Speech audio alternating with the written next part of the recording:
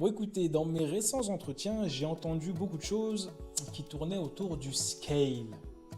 Oh oh, un super mot, tendance, à la mode, on peut se le dire. Celui qui n'est pas dans le scaling, man, il n'est pas au bon endroit. Donc le scale. Quand on parle de scale, j'aime beaucoup parler des fondateurs de Airbnb parce que ces gens ont eu une idée qui a totalement changé leur vie, on peut se le dire. À la base, deux designers qui puent la défaite dans le design. Ah ouais, non, dans cette vidéo, on va droit au but. Donc ils n'étaient pas en grande forme économique à ce moment-là. Et leur ville accueille un super salon autour du design. Les hôtels sont bondés. Ils se disent, on va créer une solution d'hébergement directement chez nous. Matelas gonflable, petit déjeuner, c'est ça le concept. Airbed and breakfast. Ils se rendent compte que ça fonctionne.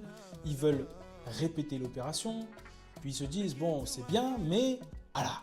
On va pas non plus changer notre vie en prenant 15 dollars par-ci, 15 dollars par-là. Là où tout a changé pour eux, c'est qu'ils ont eu l'idée brillante de concevoir l'outil, la plateforme, qui va permettre finalement à n'importe quel particulier dans le monde de proposer exactement le même service et de compléter ses revenus par ce service. Ça, c'est fort. Donc ça, c'est du scale.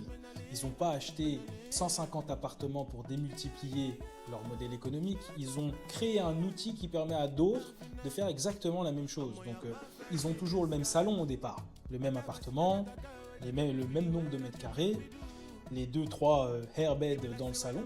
Ça, ils l'ont toujours ou pas. Mais en tout cas, ils offrent la possibilité à d'autres de le faire moyennant une commission lorsqu'ils connectent un hôte avec un voyageur. Mais le vrai game changing pour eux, c'est un ingrédient super fort. Ce que l'on propose est totalement nouveau. Ce qui va garantir le succès de l'opération, c'est la confiance. Donc ils ont organisé leur modèle de manière à ce qu'on ait un historique, autant d'un point de vue hébergeur que d'un point de vue visiteur, qui permet de consolider le niveau de confiance entre le particulier qui loue et le particulier qui propose son hébergement. Donc voilà pour le scale. Donc si tu veux apprendre à scaler ton business, man, rendez-vous. J'ai un accent anglais mi-créole. Je suis ni l'un ni l'autre. C'est exceptionnel.